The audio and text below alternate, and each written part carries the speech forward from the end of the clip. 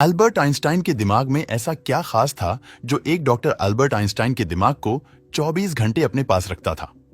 और क्यों खास था अल्बर्ट आइंस्टीन का दिमाग? आइए देखते हैं। इस वीडियो में 18 अप्रैल साल 1955 में महान वैज्ञानिक अल्बर्ट आइंस्टाइन अपना दम तोड़ देते हैं। अल्बर्ट आइंस्टाइन ये बात भली भांति जानते थे कि उनका दिमाग इस सदी का सबसे जीनियस दिमाग है। आइंस्टाइन नहीं चाहते थे कि उनके मरने के बाद उनके शरीर पर कोई भी वैज्ञानिक शोध करे। इस वजह से अल्बर्ट आइंस्टाइन ने पहले से ही ये इंस्ट्रक्शंस दे रखे थे कि उनके मरने के बाद उनके शरीर के साथ कोई भी छेड़खानी किए बगैर उनका विधिवत अंतिम संस्कार किया जाए। लेकिन जिस बात का अल्बर्ट आइंस्टाइन को डर था वही हुआ आइंस्टाइन के देहांत के बाद।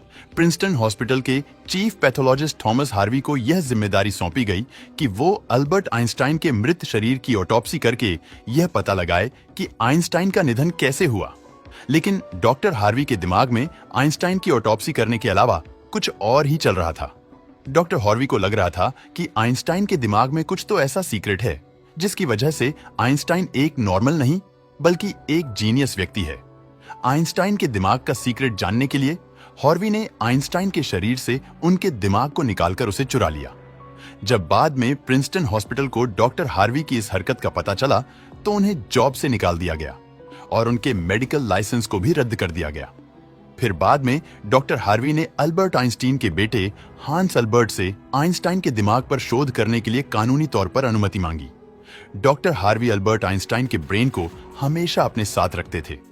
डॉक्टर हार्वी ने अल्बर्ट आइंस्टाइन के ब्रेन के बहुत सारे फोटोग्राफ्स लिए। उन्होंने आइंस्टाइन के ब्रेन के 240 टुकड़े करके उन्हें अलग अलग जार में प्रिजर्व किया।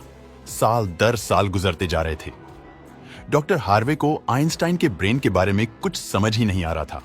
फिर उन्होंने डिसाइड किया कि वो आइंस्टाइन के ब्रेन के अलग अलग हिस्सों को दुनिया के जाने माने न्यूरोपैथोलॉजिस्ट को भेजेंगे और उन्होंने ऐसा ही किया। और 30 सालों के बाद पहली बार साल 1985 में आइंस्टाइन के दिमाग पर कोई स्टडी पब्लिश की गई रिसर्च में पता चला कि आइंस्टाइन के दिमाग का एक हिस्सा जिसे कॉर्पस कैलोसम बोला जाता है वो आम इंसानों के दिमाग से ज्यादा बड़ा था। दरअसल इंसानी दिमाग दो अलग अलग हिस्सों में बटा होता है और दिमाग के दोनों हिस्सों का अलग अलग काम होता है, जैसे कि लेफ्ट ब्रेन बोलने, समझने और मैथमेटिकल कैलकुलेशन करने इत्यादि में काम करता है। वहीं राइट ब्रेन लॉजिकल चीजों को देखता है, जैसे कि क्रिएटिविटी, अलग अलग शेप्स को पहचानना इत्यादि। दिमाग के इन दोनों हिस्सों को जोड़ने का काम एक ब्रिज का होता है जिसे कॉर्पस कैलोसम बोला जाता है। और जितना बड़ा कॉर्पस कैलोसम होगा उतना ही ज्यादा लेफ्ट और राइट ब्रेन के बीच में इंफॉर्मेशन का आदान प्रदान होगा और ब्रेन ज्यादा एफिशिएंट तरीके से काम करेगा। अल्बर्ट आइंस्टाइन का कॉर्पस कैलोसम बड़ा होने की वजह से आइंस्टाइन एक ही समय में कठिन से कठिन प्रॉब्लम और परिस्थितियों को इमेजिन कर सकते थे। जब अल्बर्ट आइंस्टाइन के ब्रेन का वजन किया गया तो उसका वजन 1230 ग्राम था, जबकि आम इंसानों के ब्रेन का वजन 1400 ग्राम होता है। खोजकर्ता मानते हैं कि आइंस्टाइन के ब्रेन की लाइनिंग बहुत पतली थी, जिस वजह से इनमें ज्यादा न्यूरॉन्स फ्लो कर पाते थे, जिससे इनके सोचने समझने की क्षमता आम इंसानों से ज्यादा थी। इसी वजह से अल्बर्ट आइंस्टाइन गणित की कठिन से कठिन प्रॉब्लम्स को बिना पेन और पेपर की मदद के अपने दिमाग में ही सॉल्व कर लेते थे। लेकिन यहाँ पर सबसे बड़ा सवाल ये आता है कि क्या अल्बर्ट आइंस्टाइन का दिमाग बाद में इस तरह से डेवलप हुआ या वो जन्म से ही इस तरह का दिमाग लेकर पैदा हुए थे? अगर अल्बर्ट आइंस्टाइन के बचपन की बात करें तो बचपन में आइंस्टाइन एक जीनियस नहीं बल्कि एक मंद बुद्धि बालक थे।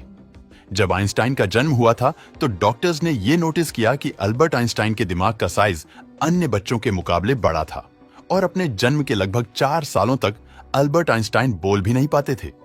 वहीं नॉर्मली बच्चे 1 से 2 सालों में बोलना सीख लेते हैं। इस बात को लेकर आइंस्टाइन के माता पिता बहुत ही ज्यादा चिंतित रहते। लेकिन एक दिन चमत्कार हो गया। जब आइंस्टाइन अपने माता पिता के साथ खाना खा रहे थे तो उनके मुंह से पहली बार एक शब्द निकला कि सूप बहुत गर्म है। माता पिता को बहुत हैरानी हुई, लेकिन वो खुश बहुत हुए। जब आइंस्टाइन स्कूल पढ़ने जाते तो वो अपने दोस्तों के मुकाबले बहुत ज्यादा कमजोर थे। वो मैथ और फिजिक्स को छोड़कर किसी ना किसी सब्जेक्ट में अक्सर फेल हो जाया करते थे। अल्बर्ट आइंस्टाइन चीजों को लॉजिकली तो समझते थे, लेकिन उनकी याददाश्त बहुत कमजोर थी। जब आइंस्टीन 12 साल के थे तब उनकी फेन मिली टीचर अपनी ज्योमेट्री की किताब आइंस्टीन के पास भूल गई और आइंस्टीन ने एक ही दिन में उस किताब को पढ़कर अपने ज्योमेट्री के सारे कॉन्सेप्ट क्लियर कर लिए और सिर्फ 14 साल की उम्र में उन्होंने मैथ और साइंस में इतनी पकड़ बना ली थी कि जब भी वो क्लास में कोई सवाल पूछने के लिए अपना हाथ खड़ा कर दे तो अच्छे अच्छे प्रोफेसर्स घबराने लगते थे, क्योंकि आइंस्टाइन के सवाल टीचर्स के ऊपर से निकल जाते। एल्बर्ट आइंस्टाइन का ब्रेन एक जीनियस ब्रेन था। 26 साल की उम्र में एल्बर्ट आइंस्टाइन ने अपने 4 रिसर्च पेपर्स को पब्लिश किया, जिनमें उन्होंने ब्रह्मांड को समझने का एक नजरिया दिया। एल्बर्ट आइंस्टाइन ने ब्रह्मांड के नियमों को एक छोटी सी समीकरण में बांधने का अपना एक लक्ष्य बना लिया और उन्होंने एक फेमस समीकरण दुनिया के सामने प्रस्तुत किए।